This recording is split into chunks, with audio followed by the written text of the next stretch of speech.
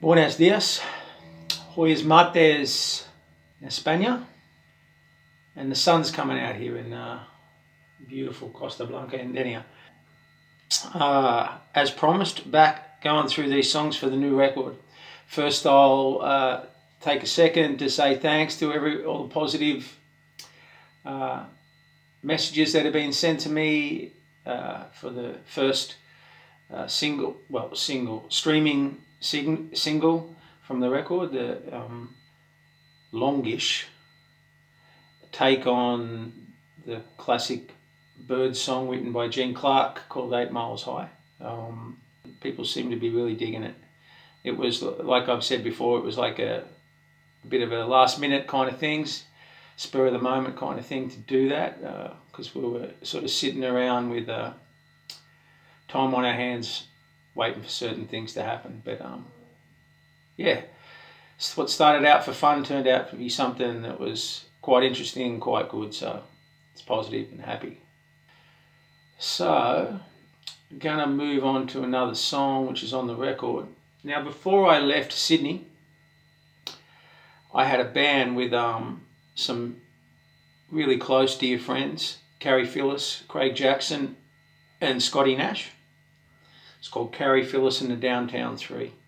We recorded a single with Rob Younger producing it up in Newcastle, and we recorded an EP which the band kind of produced themselves.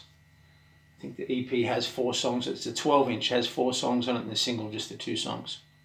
Anyway, I'm getting kind of off the subject, but part of the subject. We had this band and we kind of never got around to recording all the stuff that we had written, which I kind of thought was a shame because I thought there was a bunch of really good songs there. And my memory of that band, for me, the most enjoyable part of that band was, and this is no disrespect to Scotty, I love him. People who know me know that. But the most enjoyable part of that band to me wasn't making concerts or doing recordings. It was the actual sort of first, I can't remember how long it was, like whether it was like a year, something like that, 6 months to a year. It could have been more, it may have been less, I don't know, but it felt around that sort of, where it was just me, Carrie and Craig, sort of every week or every other week, going to Sound Level recording studio, rehearsal studios in Ultimo and Sydney, and just hanging out for 3 hours and writing sort of songs together. And good 95% of the songs came that way. And it was like a really sort of, I found it quite different to other bands that I'd been in or something like that, to just bring an idea in, have Craig sort of come up with a rhythm or mess around with a couple of different rhythms until we found the right feel to the song, and Carrie come up with some lyrics, and we just sort of worked on it together, and it was a good time. Anyway, like I said before, there was a bunch of songs that never sort of really got recorded. So when I was putting together songs for this new record in Philadelphia, there was one that was that sort of fit this group of songs a little bit more. And I've always been a fan of a strong, soulful female voice, with some power and grit behind a band that's sort of really going, not full throttle is not the right word, but like really sort of punching it out. Hence why I thought this song, Mr. Fastgun, could work with these bunch of songs for High Stone. Now, I remembered when I was writing this song, I had gotten into a little phase in my guitar playing life or whatever, of actually messing around with effects pedals. And up until that point, I had really done very little at all. I just used guitar into amp or maybe one pedal for a boost. I had like not messed with any sort of effects at all. I'd sort of, people often ask me why I never have a wah-wah, and I thought to myself, well, when you grow up watching people like Ken Steedman and others, and so many Australian guitar players using the wah, I was like, well, I'm not going to try to go up against that and or just try to do what had been done before. So I'm going to make sure I don't have a wah. So I spent a lot of time just basically going guitar to amp, you know what I mean, and just turning it up to ridiculously silly volumes to get the kind of breakup that I wanted. In time, I would learn that might not necessarily have been the best way, but you know, hindsight is hindsight. We don't really have it in front of us to make those decisions. Anyway, I had bought a tremolo pedal because I had become somewhat obsessed with Link Ray and that vibrato tremolo kind of thing. And I bought a tremolo pedal off my good buddy Rennie Roth at Global Vintage in Annandale there. So I think that when I was sort of musically writing this song, I was like, I got to use this tremolo. I got to use the tremolo because it was like a new toy. You know what I mean? So the song started off. Well, this is not the tremolo that I bought from Rennie, but this is something else. But the song started off with this like.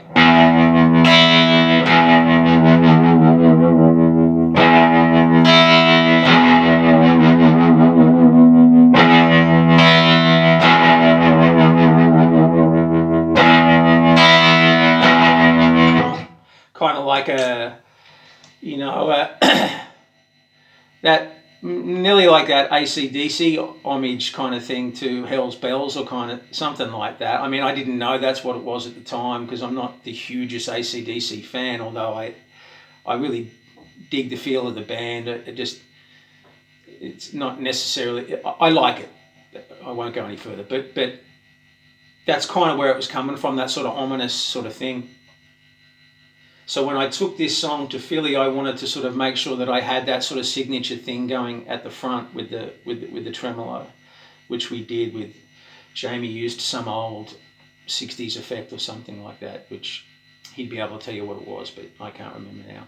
But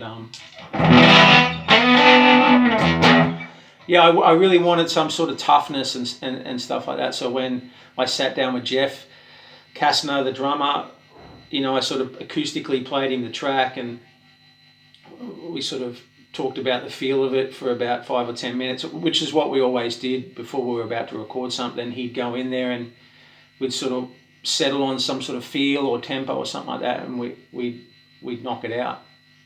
And I want to believe that this one was done in 1 or 2 takes, or we did 2 takes and spliced them together or something like that. Again, which is one of the things I love most about working with Jeff and Mike and Jamie was that. And we were lucky, well, I was lucky enough that they have a fantastic female singer in their band called Jill Snowberg. And so when I was thinking about doing this song, I knew that I could ask Jill to do it, and luckily she was up for it. And great singer with, great soulful tone to her voice and some good power too. So it just really worked. I was kind of going for some sort of Flamin' Groovies meets Small Faces kind of thing. And listening back, I kind of think it's kind of there, kind of gets there, you know what I mean? It's, yeah, I dig it. I've always been attracted to trying to find one of my songs where a female voice would fit.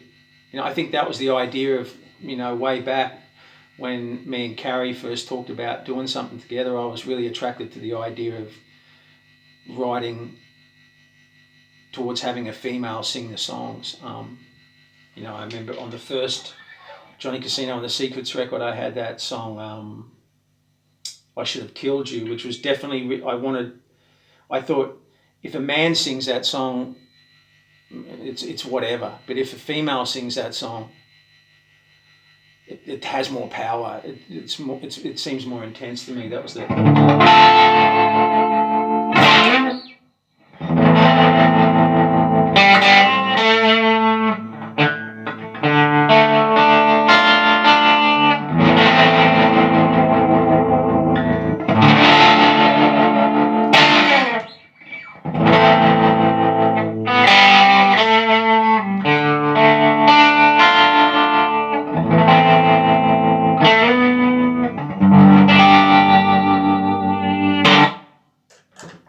I'm getting off the subject again there, aren't I? I'm talking about a song off a record from, I don't know, close to 20 years ago. So these things are meant to be taking less time, not more time. Anyway, so Jeff really nailed it. Mike came in and played great bass, which gave the thing more like dynamic and power. A great little funky bass solo too in the breakdown. And yeah, Jill's vocal was really fucking awesome. Really powerful, exactly what, what I wanted for the song. So a song written by myself and Carrie, Phillis and Craig Jackson, and it's on the new record. And it will be the next single on those streaming platforms on April the 3rd, before the record comes out at the beginning of May.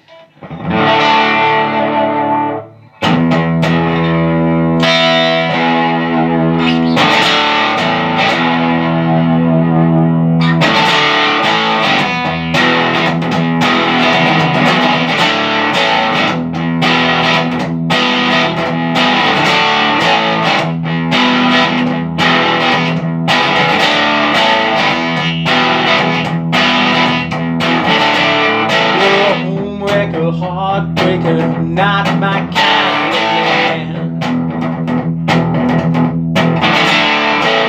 Deal breaker, soul faker, not my kind of man. You know I love you, baby, and your evil ways. You know I can't resist you or the games that you play.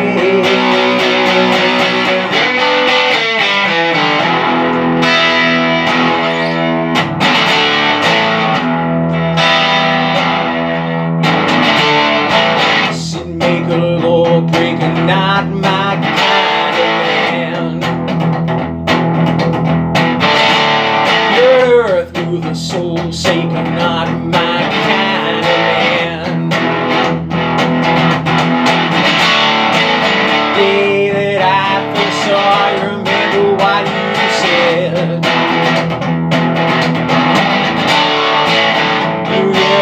Your dirty laundry mess with my poor head.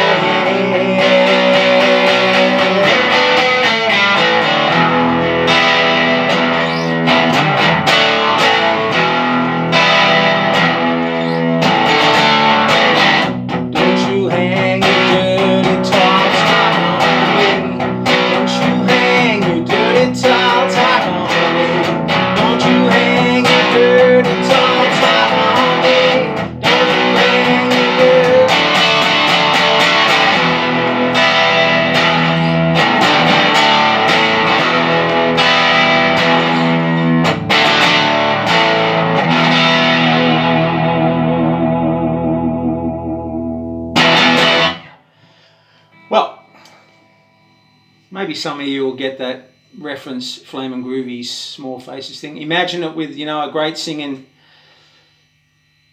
female, lots of soul and lots of power, and that's going to be the next single.